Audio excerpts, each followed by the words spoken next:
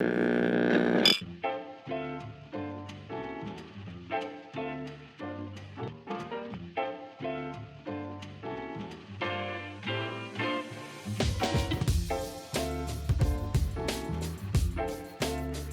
right, so next off, let's talk about Independence Day, right? So let's gonna do a quick run through of like my history with that movie, right? So yeah, July 3rd, 1996, that movie came out. I specifically remember it coming out on the same day in Trinidad. I saw the ads fit on TV. I was blown away. And it was just one of those shows that I had to see. It came out in perfect time. Me during summer, school was closed and whatnot. So it's like, okay, I had to see it, right? And yes, I saw it on big screen. I enjoyed the hell out of it Windsor, back then.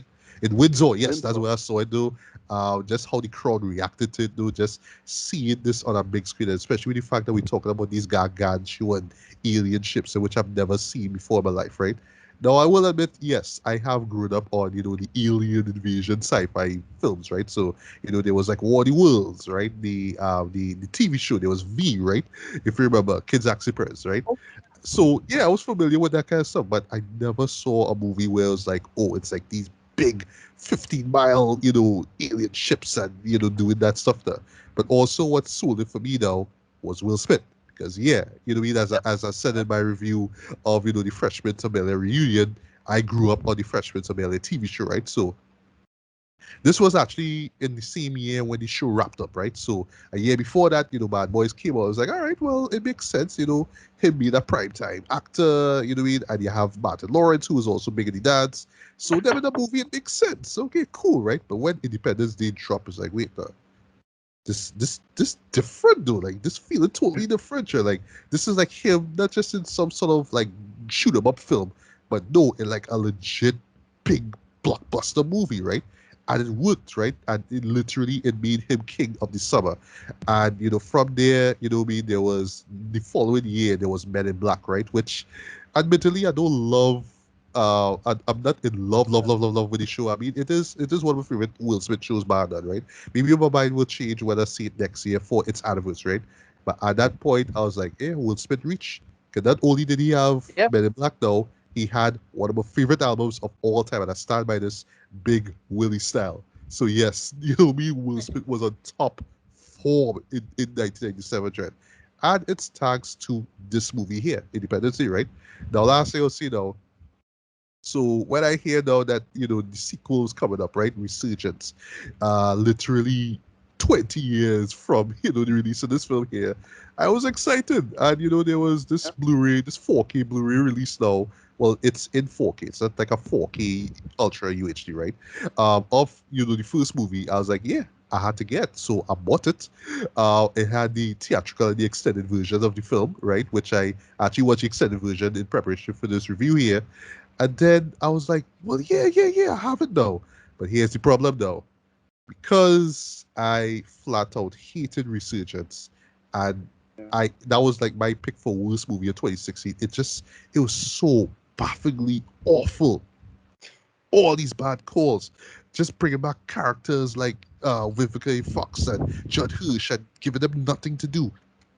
And it was just nostalgia being done in the worst way, right? And it just lost the joy and adventure and fun that the first film had. I was just speechless at how bad it was, right? It's literally one of the worst movies of the decade, right? But now, unfortunately, now every time I pop in that Independence Day Blu-ray, the first thing that pops up is a trailer for Resurgence, and I can't Yeah. unsee it because it just shows up before you even see the menu. And it's like, oh God, man, why? Yeah, so yeah, researchers, we will almost retroactively hate the first film, but thankfully no, because this show still has, a little spot in my heart. I got a soft spot for that movie, even though it's just saying it on the way, no masterpiece, what I mean, in terms of like, like greatest movies of all time. No, but as far as big 90s summer blockbusters go, yeah, hell yeah, this is one of the best ever made. Ricardo, just quick thoughts on just how you like first time you saw Yeah. Independence Day. So, yeah, for me personally, I will argue kind of like what the Mummy was for Indiana Jones. This was like my Star Wars. I never Yes. got into Star Wars. and I I think have we no all memory of got into it when oh gosh, right. so going back way back when A New Hope showed on AVM now. That was the first time I saw Star Wars. And then there was Exactly, the re-release of it in in '97, I theaters, right? believe it was, like leading up to Yeah, Phantom Menace. Yeah. exactly. But I couldn't get into like Star Wars then. But this was they nailed it, and yeah, a big factor was Big Willie Star himself. Will Smith is a person who was at that time perfect, perfect to me the perfect choice for the action hero.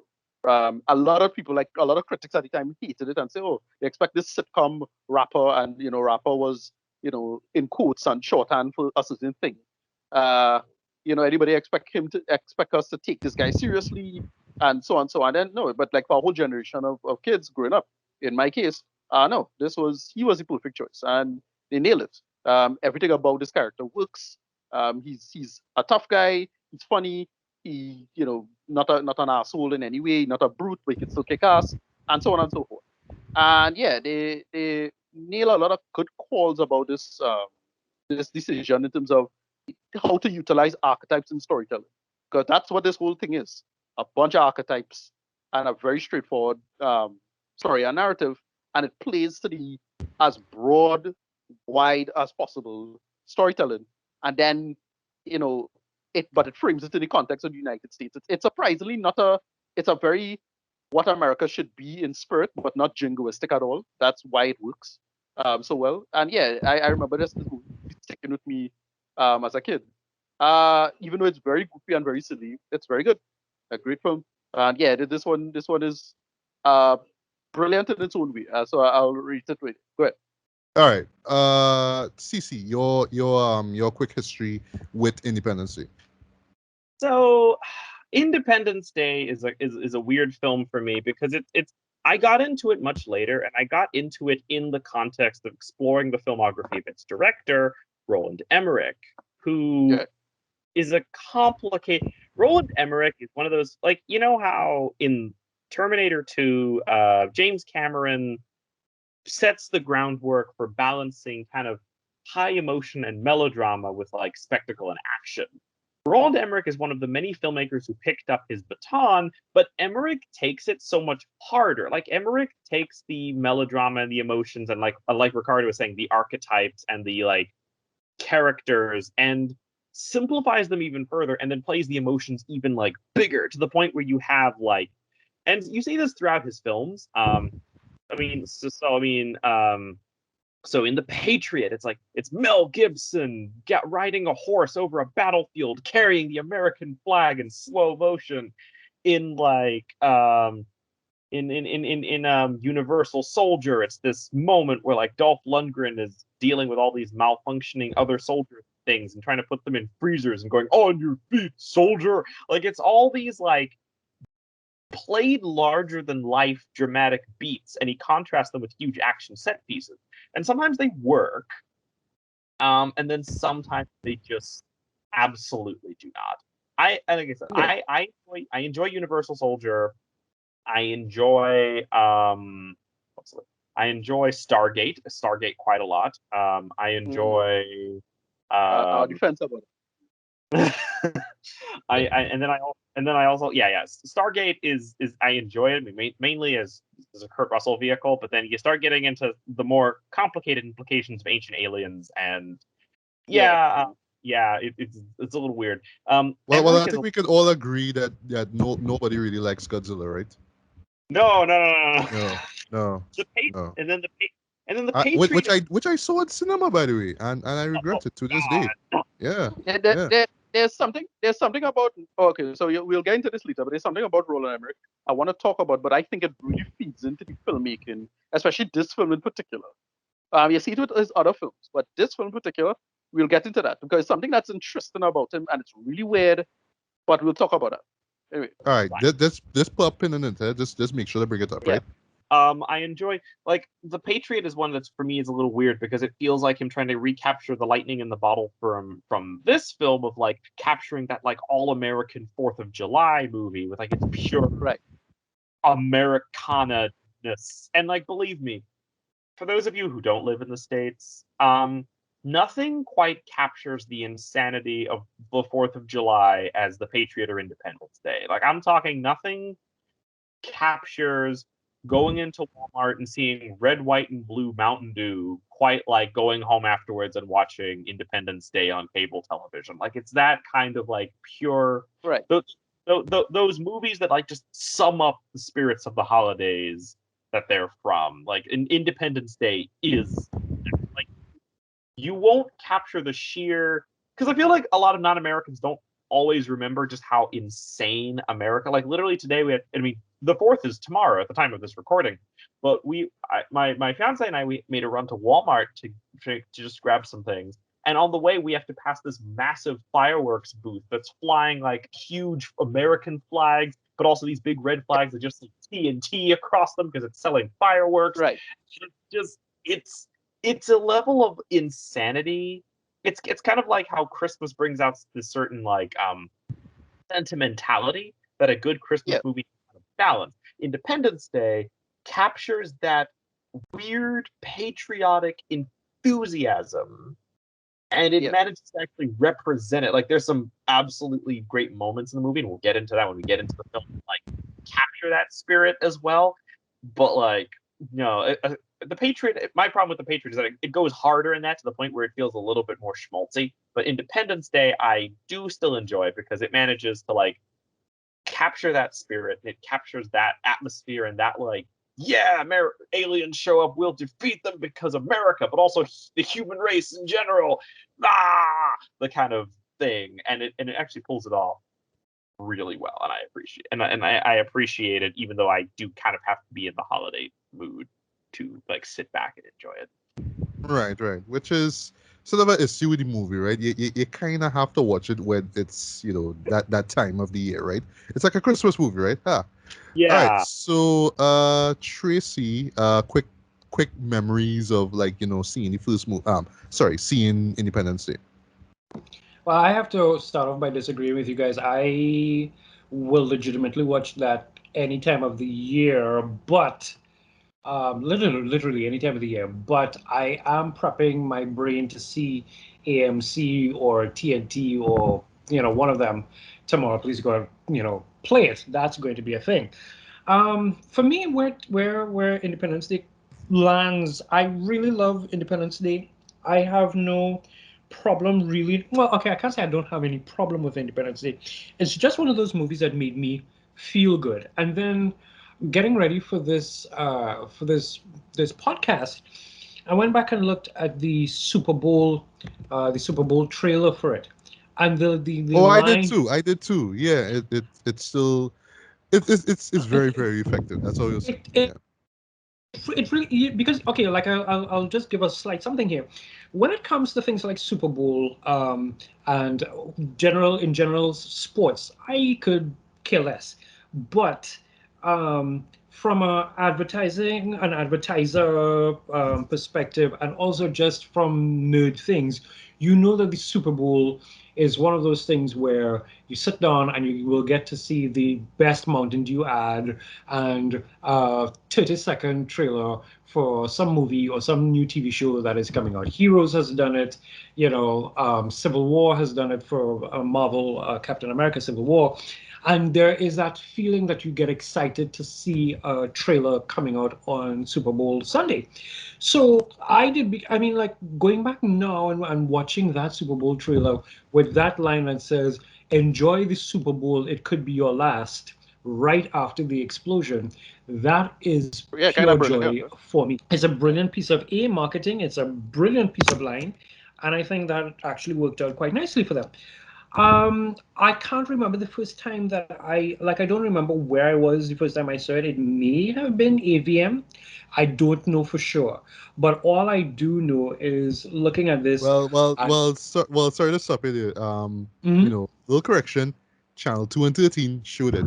I remember. Well, there you go. Because I'm trying to remember, and I'm like, I don't. Wait.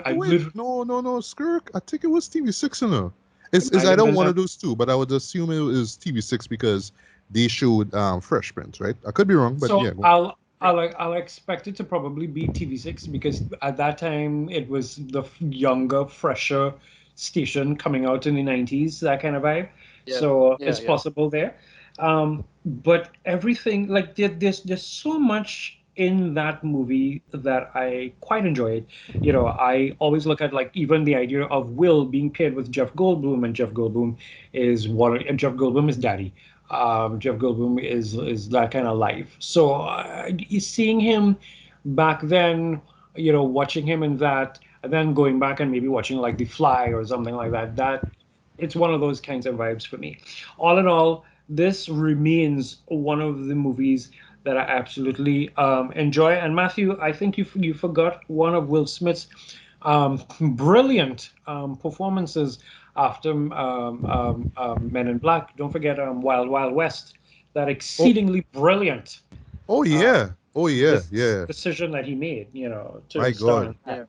Yeah. He decided to script some obscure sci-fi romp called The Matrix. I don't know. I know, but like Oh, imagine him in stuff like Reloaded and Revolutions, though. That would have look. I don't know. Never knew. It wouldn't have looked good. Anyway, the right so people got cast with the right rules, but I mean that was always something. Wild Wild West was always one of those things that I kind of. I'm here for the one song, you know. Will Smith always has a song to go with his movies, Yeah. yeah, which but started with Men in Black, by the way. yeah. Still one of the best song for movies like ever, Yeah. like ever, Mhm. ever, ever. Yeah. Yeah. All right, Alice. Quick thoughts on memory on when you first saw Independence Day. For me, well, I didn't really used to get to go to cinema a lot as a kid because I was sick a lot. But I did remember I did get to see it on television, and the same thing. I grew up watching Fresh Prince of Bel Air, so Will Smith was the popular thing at the time for all of us kids, you know. So seeing him come out as a hero, and then he's always the one to add he would be a hero, but they would also put a little comedic tilt on it because that is Will Smith's base, right? The comedian in him, it always tends to come out with these little quips that he tends to say, you know. He did it in all the Bad Boys movies as well. Just these weird, quirky little jokes. Um, so yeah, but for me, the entire cast was people that were very popular back in the day, like Bill Pullman, you know, Vivica Fox, and then at that age too, I had a very don't judge me if you hear this, I had a very weird crush on Jeff Goldblum as well too, and I think that was the main You're, idea. you're, you're probably one of the few like Trinis I who know, had I who had a know, it's crush on him. weird. Yeah. It's weird. I have crushes on very weird people. It's like I don't know. I have very weird taste in guys, but yes, I always had a little crush on Jeff Goldblum. So he was also another reason why I watched Independence Day. But like Cece was saying, there is a sense of patriotism, the emotion that the movie riles up in you. You know, it's not something you get from a lot of movies. I mean, goodness sake, the name of the movie is Independence Day, and all of this takes place during that particular holiday in America when they're getting ready to celebrate this particular holiday in America. So nobody's mind is thinking, oh, well, there's gonna have a terrorist attack or far less an alien invasion. So the audience or you, the viewer, starts to make these connections with these different characters from all different walks of life, from the president go right down to Yeah. Will Smith's fiance, right? Yeah. And I don't know if you guys realize that the little boy who was playing Vivica Fox's son Mm. is actually Yeah. from Cousin Fresh Nikki. Prince of Bel Air. Yeah. Yeah. Yeah. Yeah. Cousin Nikki. Yeah. Yeah, Cousin Nikki. Nikki. That's him. Hmm. Yes, yeah. So it's kind of like a little nod to Fresh Prince fans, but yeah, they showed character. What I really liked about it is that they showed characters from different walks of life, and how they dealt with dealing being thrown into like this disaster, post-apocalyptic kind of scenery. Alien invasion and all that stuff, and things blowing up all around you. So, and like Cece was saying, when we get there, there are very iconic moments that just those keywords that characters will say that would be like, you cheering at the screen like, yeah, that's it, yeah, kick some alien butt kind of thing. So, and I watched it actually last night because it's been so long since I've seen it, Matt. When you told me that we had to do this podcast, I did watch it last night. Um, I have to say that the feeling was still there, that feeling of nostalgia and how it made me feel and stuff like that. But I don't know why, like, seeing the parts with didn't remember for the life of me how huge those ships were until I saw it again last night, and it really freaked me out. I was like, my goodness, these special effects with the ship. I was like, oh my goodness, I didn't remember they were so huge. I was Yeah, like, I just hope to God nothing like that ever happens to us one day. I know, right? Speaking of how big the ships are, right? So the first shot of the film, and by the way, it takes place over a 3-day period, or I should say 2.5, because technically the final day, well, July the 4th, obviously, it's mostly like in the morning, like it Mm, takes Yeah. place, but anyway, right? So let me yeah. just say 2.5, right? Yeah, so we see the first of the, gargantuan alien ships, right? Making its way towards Earth. I mean, there's this nice shot where it passes over the moon, and you just really get a Yeah. sense of how big this thing is, right?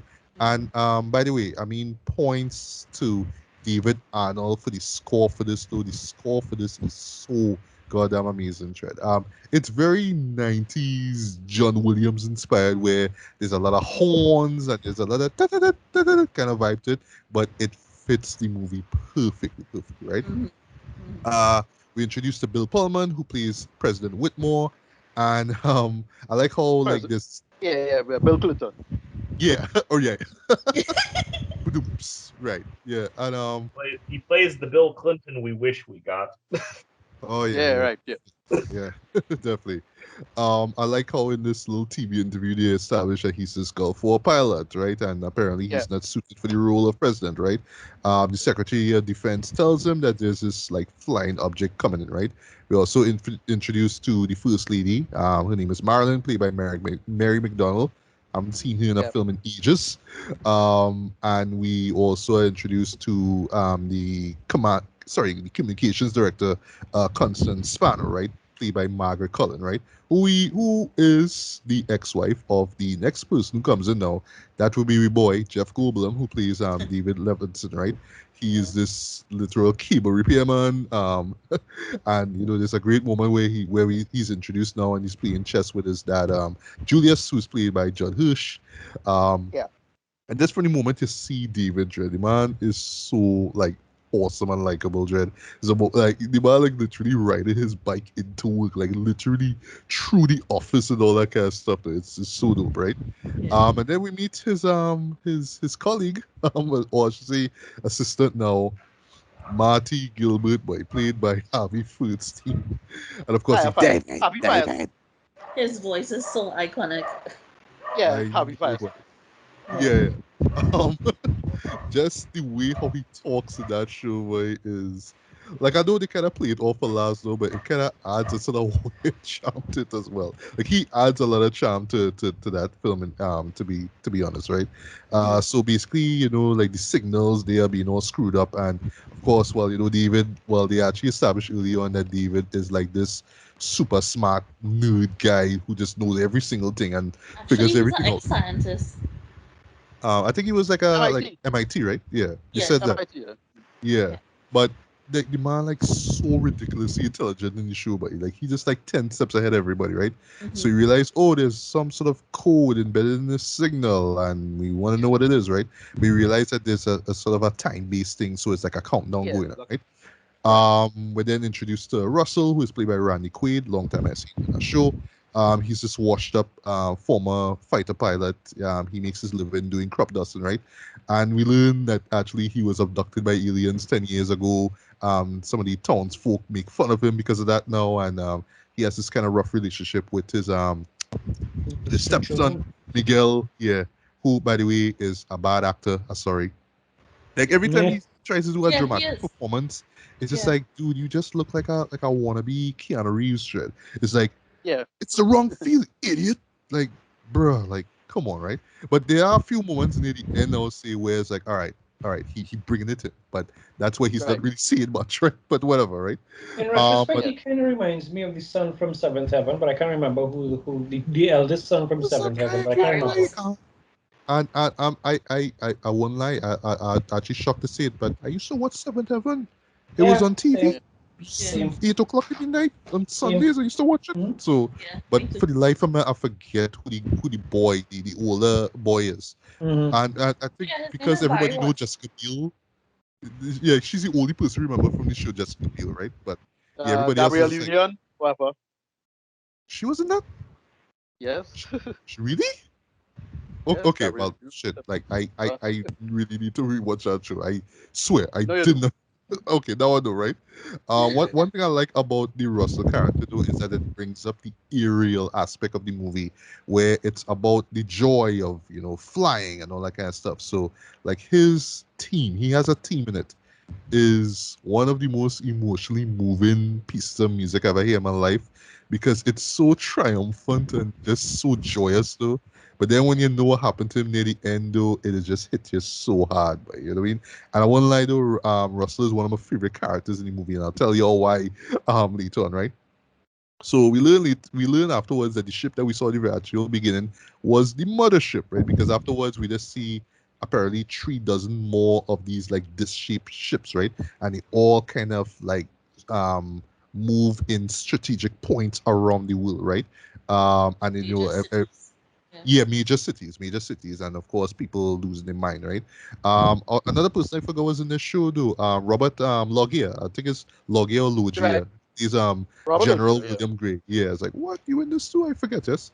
Um, of course, like I say, David, figures out everything that's going on. Well, so he's like, all right, there's a countdown. We need to move and all that kind of stuff. We don't have much time. And speaking of time now, 22 minutes into the film, I checked it. That's when you first see Will Smith, and it's one of Yep. those right narrative decisions that you know like at first you're thinking, but why are you bringing in the star of the show so late? But this is one thing I actually love about the film, right? It's not about Will. He is part of the story. He sells the film, yes, but it's about these other characters. I love that the other characters don't feel wasted or forced. They have time. And I love how the show actually shows like Oh, yeah. surprisingly well paced for a 2.5 hour film, right? Because it's just, yes, there's a lot of moments that go on in it, right? A lot of character moments. But I love how it just moves, it takes its time. It's not rushing to the explosions as yet. Sorry, it's giving you enough, not a lot, which is one of the biggest flaws in the film. Not much character development, but then again, you're juggling so much characters in it, so you kind of have to give everybody the little time to shine, right? And if you watch the extended version, yeah, a lot of people get a lot of time to shine in this, right? Um, I love how what. Well, one of the things I love what you're talking about, and Alice indicated this earlier as well. But one of the things that Emmerich does as a filmmaker that's so effective is when it comes to his disaster films, basically he's taking those older disaster films from the 60s and 70s, things like Towering Inferno, Avalanche, or like any of these movies where it's like, or the Poseidon Adventure is another good one, where it's these ensemble films where it's like a big cast of Yeah. characters all played by big stars, and then a disaster happens, and they're all flung into this situation and have to figure it out. And it's a very successful formula, and Emmerich simply updates it in a contemporary setting. So you have this big cast of characters, um, and the decision to keep them to archetypes rather than maybe as fleshed out as they could be is so that we can like move through them. All you need to know is who they are, what their strengths, weaknesses of maybe are, and a sense of their like goals and their like the things they have to learn and the ways in which they have to grow as the film progresses. And Yeah. the first 20 minutes to half hour of the film does a great job of setting everyone up while we're also setting up this big alien invasion. But it's basically the same formula of the like 60s to 70s disaster films, and we're just updating it with all the bombast and pomp and circumstance of a 90s blockbuster. Right. Yeah. Yeah, And totally agree. another thing too, it's another thing too is that it's also, well, yeah, as I say, it's modernized. It makes sure it get it's like this is one of the movies. A big thing is you have a black and a Jewish lead. Like, yeah, Yes. what do you have? Yes. Yes. Yeah. Yeah, little stuff like that. Um, and but what I would say too is that this is going to get into the point is that he is okay. So this is a kind of known thing. Roland Emmerich is an anti-Stratfordian, if you know what that is, right? Is a big, like a real weird conspiracy theory involving William Shakespeare. And Oh, the whole story, right. So the whole story is that apparently these conspiracy theories that William Shakespeare didn't write Shakespeare. Is this secret some earl who's a rich guy, but the guy's vision is all about how to put forward change into the world, is to make very popular art.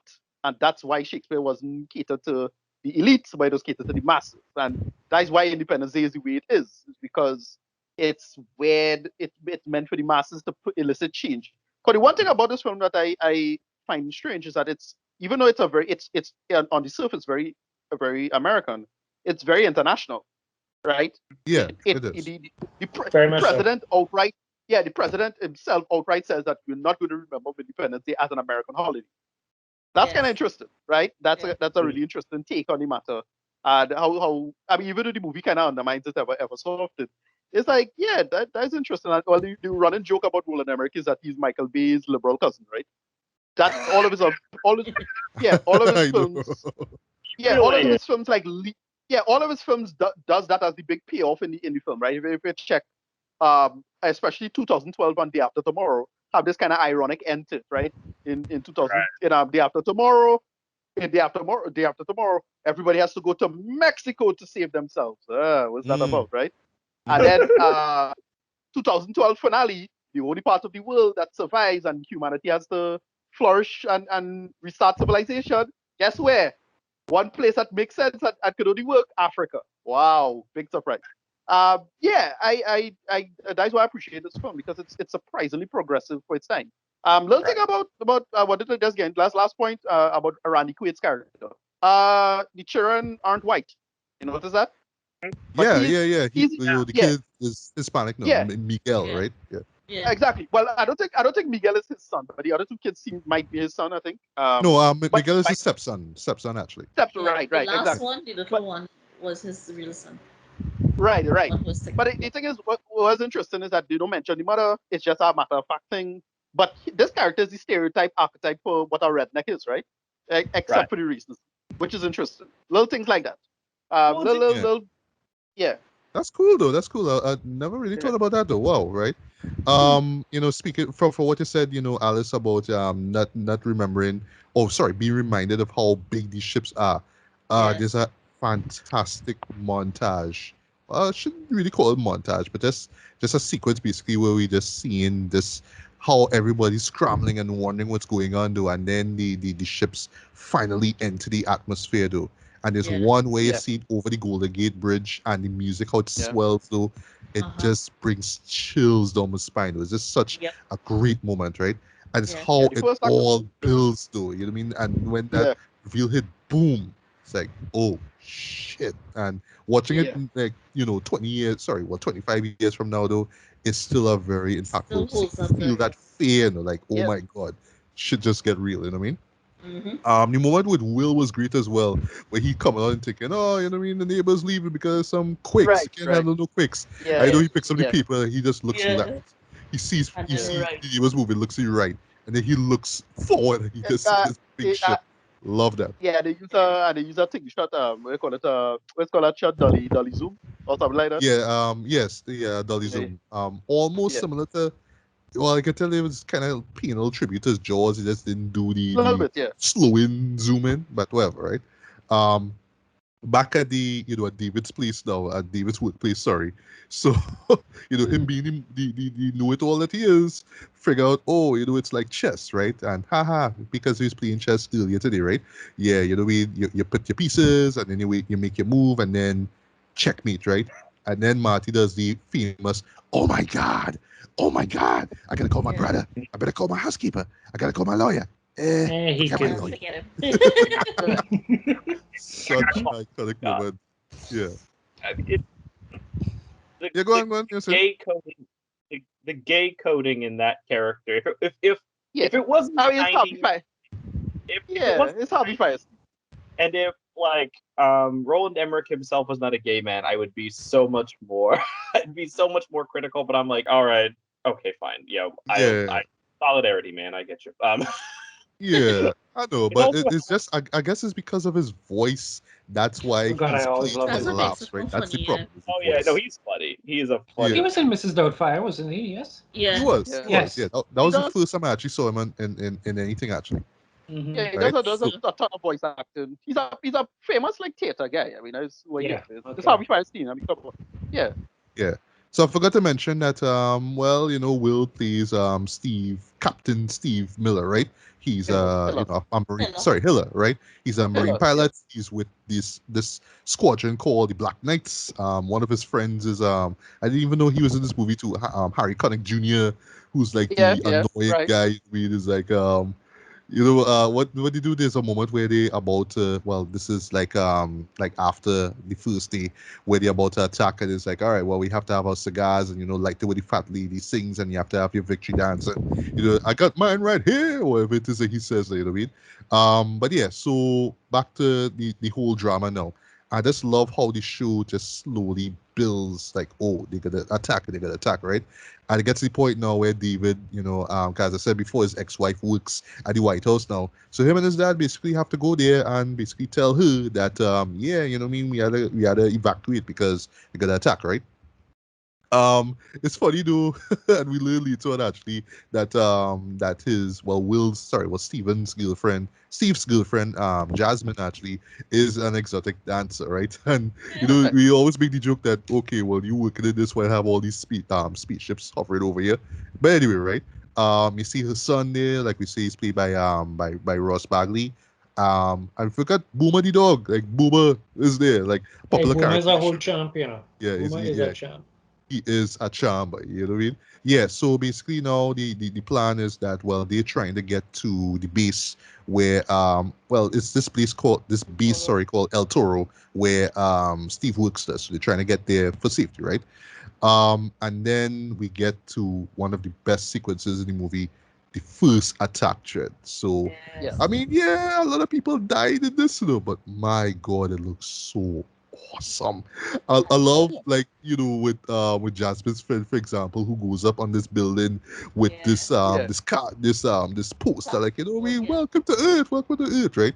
But what makes it work too is like how the ships hover over like all the landmarks now. So like, sorry, certain landmarks. So case in point, the White House, right, and that tower, and it opens up, and you just see like this green, sort of bluish green light. And I made the joke while I was watching this, like all the humans just kind of watch this, like, wow, look at that. What's it gonna do? And then that beam comes, the explosions Yeah. happen, and every man Jack start running. It is a problem I It's have with the awesome. humans. It is a It's like, problem I have with run! humans about stuff. You see this big gigantic thing opening up now, run. What are you doing? Like, Yeah. Why would you stand wow. there? I know, right? I don't know, like they're all moths or something. It's like, what a pretty light! It's getting so bad. It's a little warm now. Ah! Like, Yeah, it's but just Yeah. I feel like the aliens just like laughing at them, like, so stupid. Look at all, like, One of At the one point, you know what I thought? I What? honestly thought at one point that maybe the light was what was keeping them there. Like it was mesmerizing them. Right. Yeah. Deliberate. Mhm, Yeah. mhm. Yeah. I've But I don't think that's true. probably. Yeah. But also think, still, again, big gargantuan ship oh over yeah, you. Like, Yeah. why were you expecting would have happened? Some close encounters of the third kind type shit. Like, come on, Yeah. right? also Matthew. Now that you mentioned the aliens tackling, now I'm just having an image. Now, I mean, first of all, I started thinking about Mars Attack a long time ago, but now I'm just imagining the Mars Attack aliens up in the ships from Independence Day. Oh my God, Master Taxes. Wait, that was something. That was something, right? Of course, being big explosions and whatnot, and similar to like what you said, Ricardo, for the T2 review, just seeing just buildings being wiped out though with this wave, right? Yeah. Like, it's just so jaw dropping though. I mean, admittedly, the effects like are like bits of the effects kind of look a little outdated though, but still, like when you look at it though, it's still an amazing piece of like visual effects. And also, fun fact though, a majority of the effects in this movie are practical. Oh There's yeah. there's I'm not saying there's little use of like CGI, but there's a lot of practical effects in it, and it's one of those things like I myself had to do some research and realize, oh, it'll be this is where Yeah, this was it's a lot CGI, of this is wasn't. there's a lot of great rotoscoping in it. There's a lot of great layering in it. It's really well done, actually. I mean, yeah, it looks dated because it's like this is before CG really took over in a bad way. I would argue at least at that time. But yeah, that's kind of the tail end of that whole aesthetic and approach to filmmaking and fire in particular. Yeah, exactly. And speaking of that, though, we get a particularly goofy but still spectacular moment, and that's where that's where Jasmine and Dylan, that's the boy's name, by the way, find this empty room to hide in, basically, and Yeah, they beckon Boomer to come in. It's like, Boomer, come in, yeah, and no, like he jumps yeah, just in time before the flames, like just hit him, right. Yeah. Roland Emmerich is Wow, not. I just like hit my mic there. Wow. Anyway, go on. It's like Roland Emmerich is not a subtle filmmaker, and I feel like that's kind of his yeah, strength. Like Yeah, that's kind of yeah, that scene was just there yeah. for the Very audience to go, blatant. oh Yeah, no, and then And when it then happens, like, for the animal yes. lovers like me who almost get a heart attack. oh you yeah, cannot you he's cannot kill dogs in movies. oh yeah. No, no. Yeah.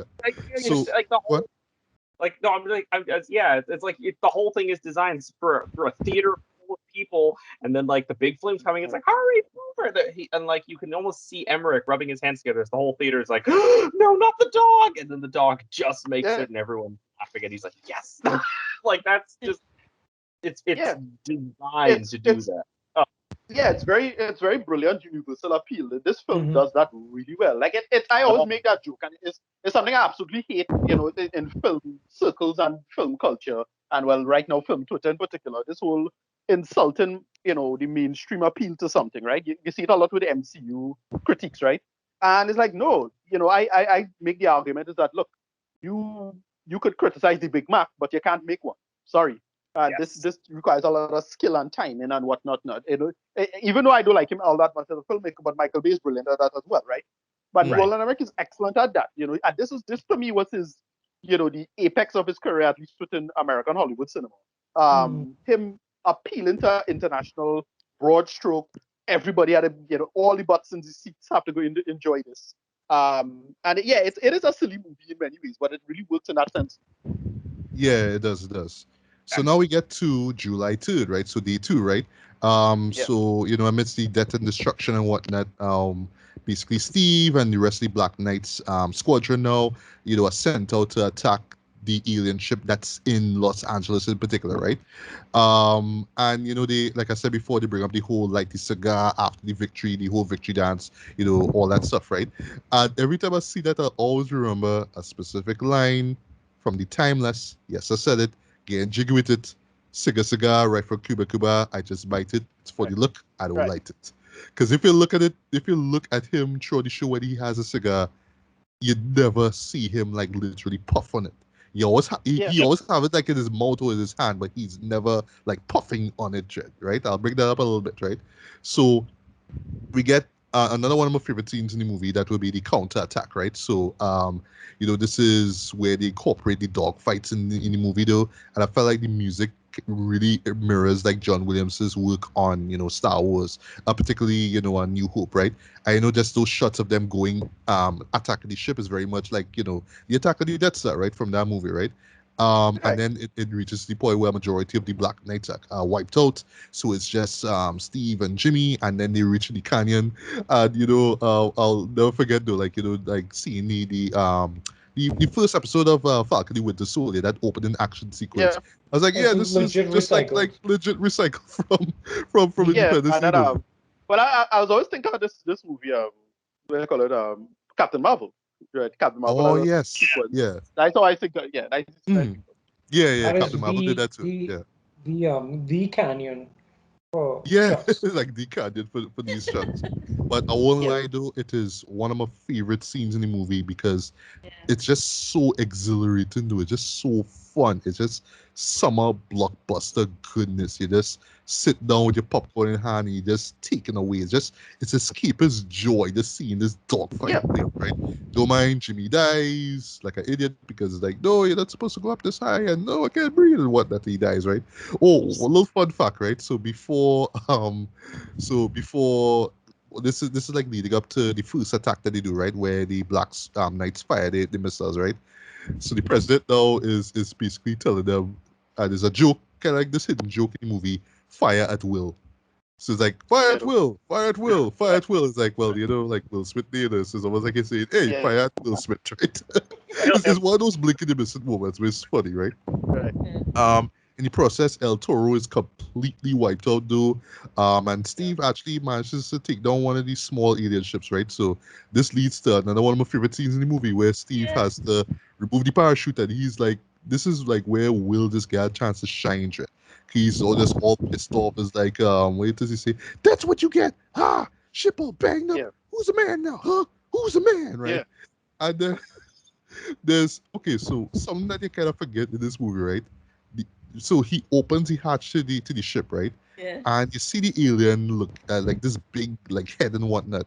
But then a little later on, it's actually like this way called by a actual suit that he has on. Yeah, actual suit Yeah. that he has. This And I like, wait, thought no, this I really? thought this I thought was a brilliant design because it's the two kind of iconic alien looks, right? The Greys, the typical Greys Area 51 stuff, Right. right? It was That followed by right. The smaller aliens, right, right? Yeah. right. I forget where's the place. The place at Roswell, right? The Roswell area. Roswell, yeah. Right, Roswell, right. Yeah, and then the bodysuits is kind of reminiscent of movie aliens, right? Yeah, Cameron, well, right? well It, particularly aliens, right? James yeah, Cameron's. exactly. Yeah, the Queen, right? It looks Yeah, a little bit like that, and it's Oh, yeah. like, hey, that's again really smart storytelling. How to do a shorthand, how to get as many people, no matter what, no cultural specificity, how for you to understand immediately these are aliens. Rule of yeah. thumb, right? It's a lot of smart calls in this film.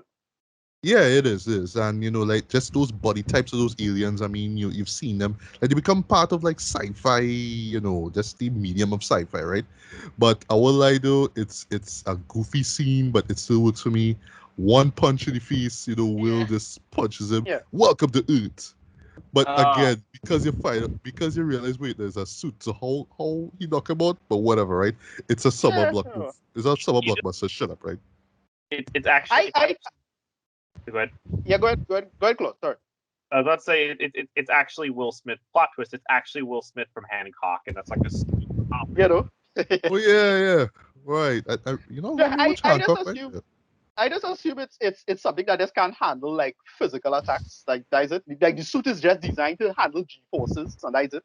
Well, I mean, But later yeah, on, they do talk about the fact that a couple of them crashed before, and how many years before, and they are so delicate that two of yeah, them exactly. died out. And so, when he opens it up and punches him, for me, I Yeah. mean, granted, that explanation happens later, but that was like, oh, okay, cool. He just, in a moment of rage, punched the shit out and I, done with that. exactly. Yeah. Exactly. And I forgot to mention I'm one. it's pretty annoying how people just nitpick the hell out of this movie, but like no, the movie establishes its rules reasonably well. Like for the most part, even the ending, which is super controversial, but I defend the ending of the film. Even that, it's like it's fine. Right. Which we'll get to, right? And then I forgot to mention the full stop where Will pulls out his cigar and says, that's what I call a close encounter. Brilliant. Now, I this, can't this imagine is anybody else delivering that line but Will Smith. Perfect. Yeah. No one else. right there is something that I actually kind of scribbled down because there's a thought that I have here in terms of how blockbuster films operate now, where sometimes humor is forced, and we Yeah. need to add more.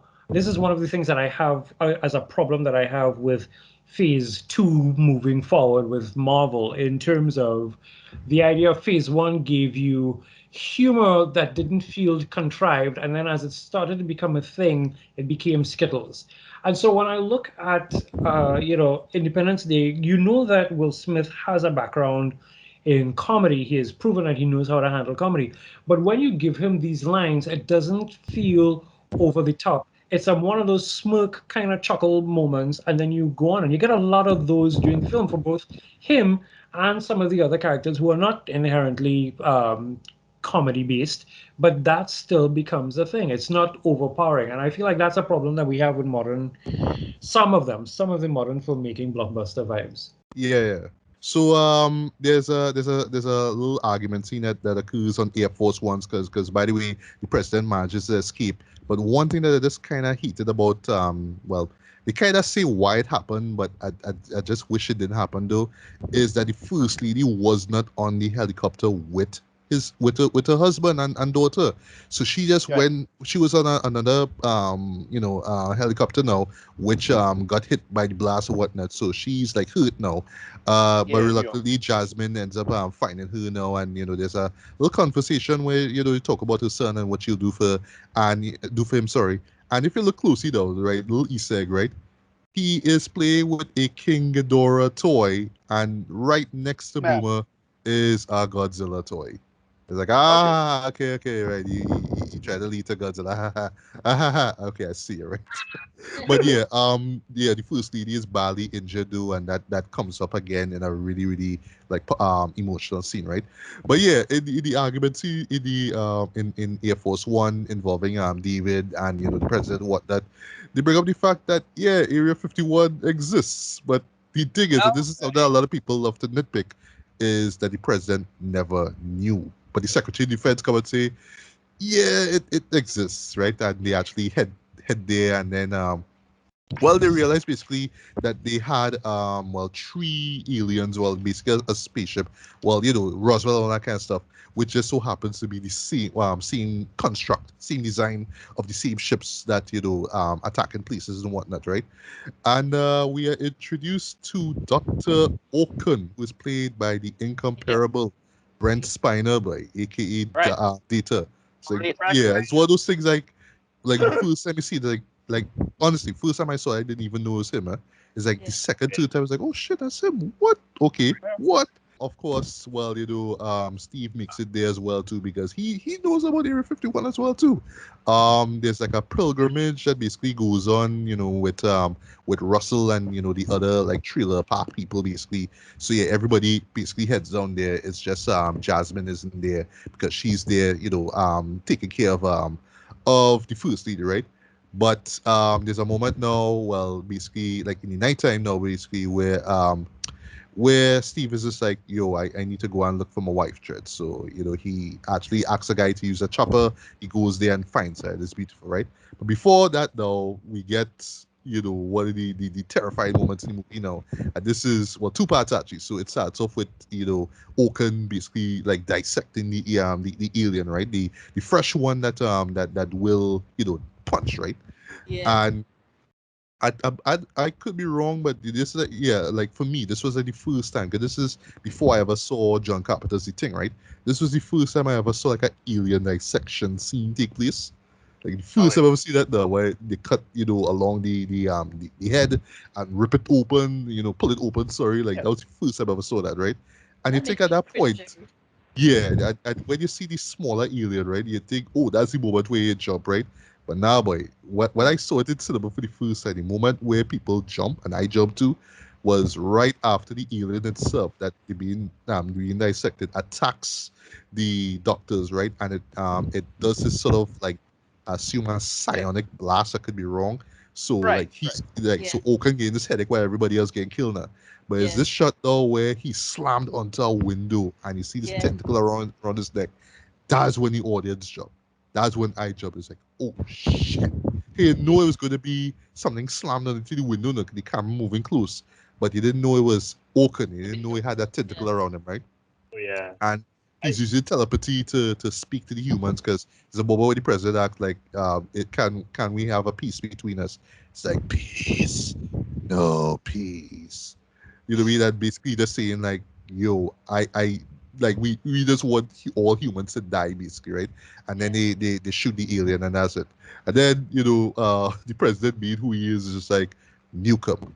Let's nuke the bastards. Right? Oh, So you forget um, before that he This cynically attacks the president too, and he sees into his mind.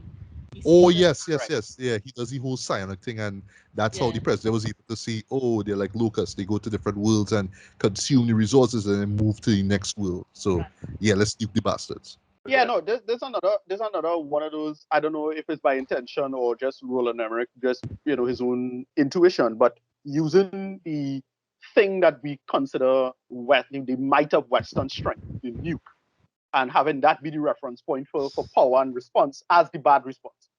It's a simple, really subtle kind of thing. It doesn't work, right?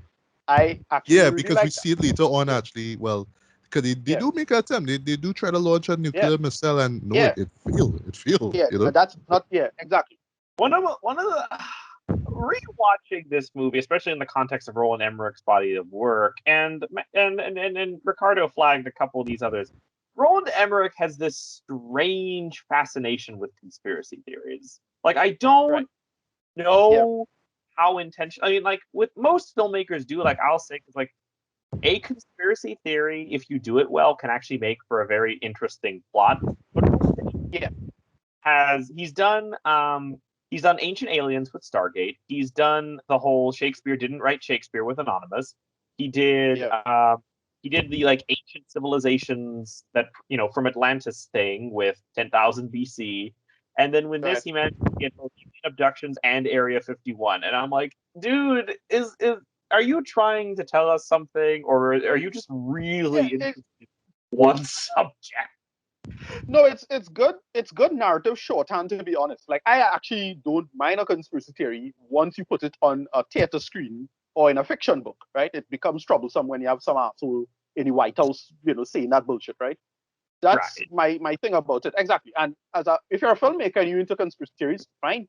I have no problem with it. Unless it's like some toxic, anti-Semitic stuff or something like that. Then fine. You could stay away from it, right? Or if you're Roberto Orsi and you're anti 9/11 stuff, that I draw the line with. But in the case of Emmerich, yeah, it has it. A lot of conspiracy theories have insidious undertones, but for the most part, they're just good narrative shorthand. Like, oh, Area 51 has a certain alien shit in it. Yeah, that's like a perfect narrative beat for this movie. Absolutely perfect. Like that works so well now. And I actually really like what he do with that in the film now. Like it's like, yeah, as I say, you're kind of mad that you didn't write it yourself, right? Yeah, yeah, yeah. All right, and well, basically that day ends on a sad note because Yeah, the first lady succumbs to wounds and dies, right? And there's like a really really touching moment now where you see the president walk out of the hospital room, tearing up now. And then he goes to his daughter, and well, she asks him, "Is mommy sleeping now?" He's like, "Yes, she's sleeping." And it's just such a really touching way to close that chapter off. Now, in hindsight, I know some people might find this section, this second act, to be kind of dull, or it drags a lot. But I love that it just brings a lot of heart and emotion to the story. I think this is what makes this movie shine, right? It kind of takes it from its B moviness and puts it on a somewhat E level, right? Taking just the time for you to care about the characters, even though you don't get much of characterization, you're still like, but I concerned though when you live on that, right? And you really get these heartfelt moments, right? So now we get to the day of all days now, July 4th, right? David, he pretty much give up. He's drunk, he's trashing this lab now. And then his dad comes and tells him, everything's gonna be okay. And he tells him to get off the floor before he catches cold. And then ding, light bulb idea, right? So David right. comes up with an idea to stop the aliens, right? Now, while I was watching this, I was like, all right, I know, and this is one thing that this movie does well, right? I know I shouldn't buy into this. I know that this is stupid, but given the scale of what's going on, right now it's all or nothing. So here's what. If this guy can make a computer virus and then put it into this mothership, and then which will disable the other ships, okay. Okay. I ain't even gonna ask how, I ain't even gonna ask why. Okay, right? So the plan basically is to create the virus, which he did, right? Um, use the mothership signal basically to plant it now, and then it will just disable the other ships, right? Catches though, it will disable the ships for a few minutes, right? And then also too, well, somebody had to literally fly there and plant the virus basically, right? So the plan, well, basically is like, well, we have the ship, so what do we do? And Steve decides, here's what, I'll fly the ship. I mean, I kind of wanted to, do this, probably see space and whatnot. But here's my chance, right? So basically they use Morse code now to tell the other military forces around the world, hey, this is what we're gonna do, right? I love how in this moment it's just like a montage you see in different like countries and whatnot, right? It sets up what the title of the movie is about. So it's not about the American holiday, as you said before, but it's about unite, just unity in the world, like America uniting with other countries. I think that's really, really good, right? There's Um, a go on. little clip there, when the plan starts coming together, and the British are like, "Well, it's about bloody time. Yeah, What's the plan they have?" yeah, the, And it's always kind yeah. of funny to me, Dom. like Britain and England, I'm sorry, Britain and the US are always going into war and doing all kinds of randomness. Q Afghanistan, Q Iraq. So the idea for me seeing them going back and watching it and seeing them just being like waiting for the Yanks quote Yeah, to come up with a solution, it's always hilarious. yeah. Yeah, indeed, It indeed. is the one moment that is a kind of annoying, and I personally would have cut because it kind of undermines the story in the film a little bit, like what the central message of it is. But as whatever, the Americans get them their thing. But Yeah, it's fine. yeah. And Yeah. it brings. Sorry, go on, go on. No, yeah, it's fine, but it's still one of the things I like about the film is that it does this. Oh, we destroy the artifacts of the past, and it does the whole sleeping giant idea of humanity coming together, and it destroys all of the ephemeral bullshit like, oh, you need to have a city, or you need to be part of the first world in this thing and that thing. No, it's a truly global film. That is what they decide to do. It's kind of brilliant in that way. Exactly. Yeah. Yeah, Yeah, it's a truly global film, right? Russell, these well, basically there's like requests being made for pilots because pilots are in short Yeah. supply, right? According to the general, right? So yeah, Russell put up here and say, yeah, I'll do it, which is a great moment, right?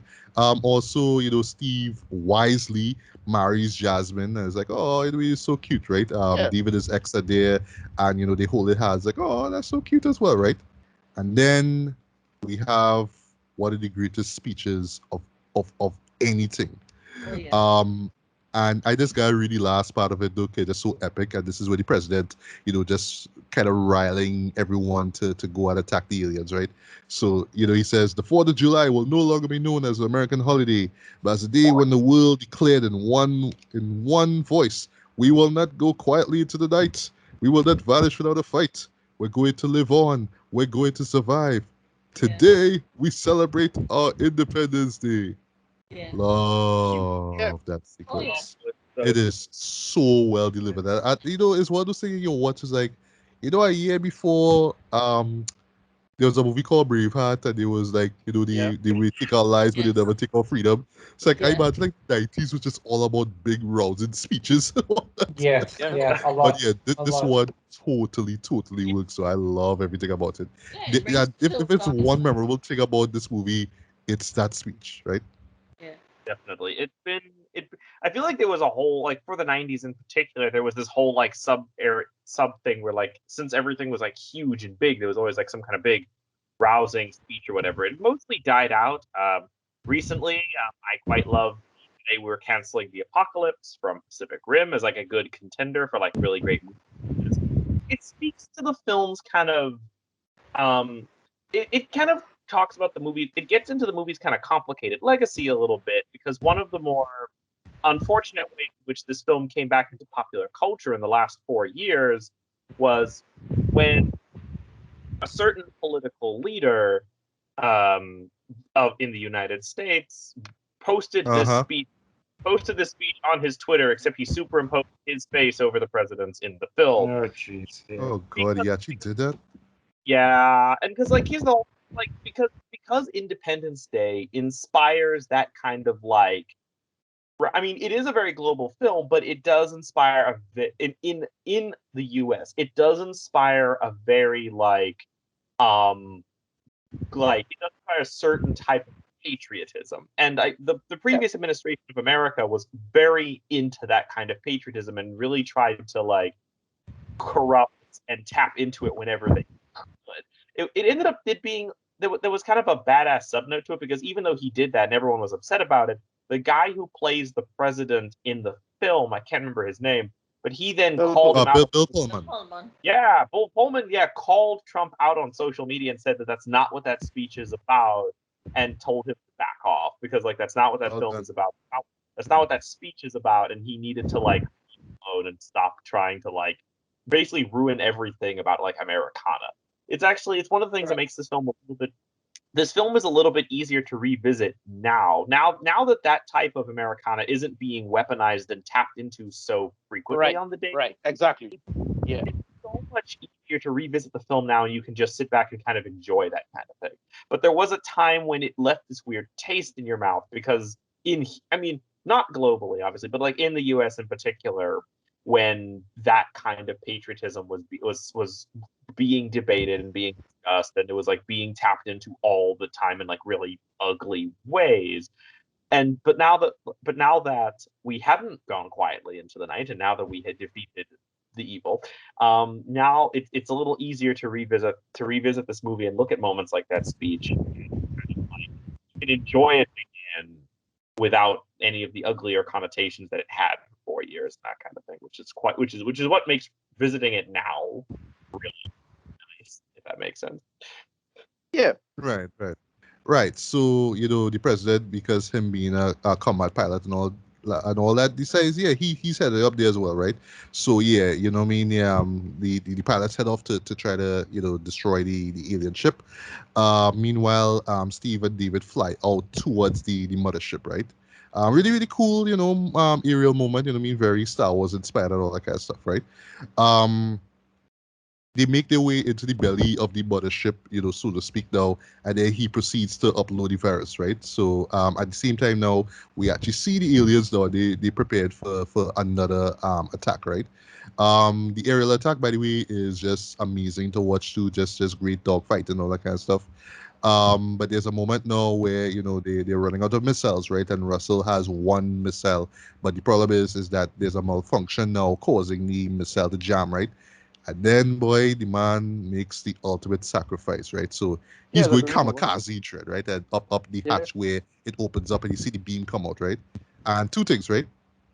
First, if you're a gamer, especially like if you're into arcade games in the late 90s, remember a particular game called Metal Slug 2, which for the life of me, I could have never beat on one. I just used to waste coins on that. I couldn't beat that. Is when I got it on console. PC. Sorry, that's when I was able to beat it. Right. So the final last stage of it, someone does the same thing where they fly the plane up up this alien ship and it blows up, right, and it ends right there. And secondly, this moment out of everything in the show, I don't know. I think I could tell. I could actually see why it is, right. This scene in particular, boy, just bring the man tears out of me. Every time it happens, I don't know how or why. I just be like, why am I tearing up at this shit? Like, this is dumb. Why? But I think it's the music. It's something about just Russell's team and how it all fits with this moment. And just is the guy that you're laughing at first, because he's drunk and he's eccentric and all that kind of stuff, though. But that sacrifice, though, to risk to literally risk his life, to actually end his life basically to save the world, though. And then him telling the people on Area 51, and then seeing Miguel's reaction, though, because the man tearing up shit, everything about this works for me. Even right now when he flies up, he's like, "Hello, boys, I'm back." Everything, even right now to the ship blowing up and then crashing. Man, tears thread, you know what I mean? But it's from sadness to joy, Jake. It's yes, we finally make it. We bring down one of the ships. Yes, it's just such emotionally moving scene. I love it. Yes, it's goofy, but I don't know, that scene just excelled the whole movie for me, in my opinion, John. I just love that scene. I don't know if y'all have anything else to say on it. Oh yeah, it's a great climax of the movie. I forget the actual oh gosh, it had some trivia behind this, because they didn't want to go with this direction. They had a bunch of other ideas. I think they wanted Whitmore to be the one to sacrifice himself. But I forget the actual details of why they went with it this way. For it is, but yeah, it's an excellent scene. It really works. Yeah, I absolutely love it. It culminates the film perfectly. It does. It does. I Well, really do believe so. Well, it speaks back to what I was saying earlier about how the genius of what Roland Emmerich does with bringing back like multiple character disaster movie is he Yeah. sets up like no one has like a big arc because everyone's very simple and written very like everyone's written very simply, but they've all got these little goals that they're trying to achieve. Like Jeff Goldblum is trying to gain some self-respect back. Smith's character wants to be an astronaut, and with Quaid's character, he like they kind of established that he wants to like first of all he wants to prove to everyone that he wasn't crazy, but he also wants to go round to aliens. Like they abducted him, they ruined his life, and now he's lacking socks. So he's like, all right, I'm going round two. I'm going to get my revenge. I'm going to like go back there and I'm going to regain my self-respect. I'm going to gain, especially the respect of my family is like I feel like a big one for him. And we see with Miguel actually that he achieves that, and that's one of the things that makes the film feel so emotional and so emotionally satisfying, because one character's emotional arc is powerful. But when you see all these little arcs go through the motions and be achieved and all these other things, and they're all treated so big and theatrical and almost operatic, they all register as these big beats that like really register, and especially since Russell has the biggest, like of all the different characters' finales, Russell's is easily one that's like the biggest. It's the biggest emotional beat of the third act. Yeah, totally agree. Right, so back in the mothership now, Steve and David, launches missile at the control section area of the ship. They fly out before it explodes. Huh? Peace. Yeah, right. Oh my God, I forget about that. Yeah, right? Yeah, and the ship blows up, and it looks very much like the first Alien movie, the Ridley Scott film, where it's this big bang, like explosion and stuff like that. I'll admit though, like the remnants of the ship as it comes down like meteors, kind of looks a little cheap. Not cheap. It just doesn't hold up at all. Like it looks very like it doesn't stand out basically, right? But it's 90s filmmaking, right? So whatever, right? So, and back down on Earth, you're thinking, okay, some happened to Steve and David, but then you just get this great wide shot of them walking, with towards the president and Jasmine and the others, right? Cigars in hand. I love it, right? And if you look closely, Will is not smoking anything. Jeff is, but Will isn't, right? Because remember, Will will be doing that shit, right? And then the final shot is great as well, right? Where he said, "Did I promise you fireworks?" It's just a nice moment where Steve tells Dylan that, and when you look at the sky and how the remnants of the mothership, look, it has this color to it, so just a great way to end the film, right? So in closing, right, this is one of my favorite guilty pleasure movies, right? I was wrestling whether it should be what I call great movies. I call it best movies, right? I wouldn't call it a best movie, but it is a guilty pleasure movie for me, right? Because while it is flawed, right, in terms of, well, we could have gotten a little bit more character development. We've seen this premise done before in, I won't say hundreds of films in the past or stories, but we're familiar with the alien invasion story, right? So the only sell here is that the ships are bigger, like way bigger, right? That's kind of the sell of the movie. That's why people paid money to see it, right? To see big gargantuan ships, right? That's the thing, right? But yeah, other than that though, I mean, and yes, it is goofy at times, it does have that cheese and charm to it as well too. But as far as escapist cinema goes though, yeah, I mean, this is one I'm always gonna go back to. Lucky for me, I have it on Blu-ray, so just had to skip past that menu where they play that goddamn trailer for, Resurgence, which I don't want to see ever again. But still though, it knows exactly what it is. Yes, it has its dramatic moments and emotional moments, but at the end of the day, it's just escapist summer blockbuster fun. And it's just pure summer blockbuster fun, right? Like I was just watching this and I just felt like this purity to all of it, right? Before it got all dark and dumbed down, you know what I mean? Jack Snyder, right? With what we get these days, right? It's just, look, kids could go and see this. I mean, yeah, people die in it, but kids could still watch this and have fun. They'll be blown away by the dog fights. You know what I mean? And like I said earlier, Ricardo, this was our Star Wars, right? Because like we were born in the '70s, and like we saw, A New Hope when it came out in theaters. But this gave the this was our equivalent. This was us like, oh my god, we need to see this, and then we had to see it again when it shows on TV, and hopefully see it whenever it shows up on TV, whatnot. So yeah, for me, this is one of my favorite summer blockbuster movies. In no way is this a masterpiece at all, but this is one I'm gonna go back to. And I mean, for better or for worse, though, it made Will Smith into an icon, right? You know what I mean? And I mean, I can't knock the show for that, right? So rating wise, as a guilty pleasure movie, I'm gonna give this a strong 4 out of 5, man. This is a absolute must watch. Um, I imagine for some people it might hold up as much as it did. You know what I mean? Like still there's some VFX shots where it's like, and some stuff may seem kind of cheesy or corny by now, but I don't know. I could still watch this now and it just takes me back to when I saw this for the first time in 1996, right? It just hits the nostalgia button for me in the right way. So yeah, I mean this movie stood the test of time. I mean 25 years from now, it 25 years from when it released. Sorry. So yeah, here's wondering now. Well, I mean, hopefully in the next 10 or 15 years now, yeah. Hopefully people will look back at this and be like, yeah, this was one of the great summer blockbuster movies, not just of the 90s, but in film history, like bar none. All right, so Ricardo, final thoughts and rating on Independence Day. Yeah, this is one of those. This is what I call one of the examples of what I call the irony cycle, which is much like Superman or religion.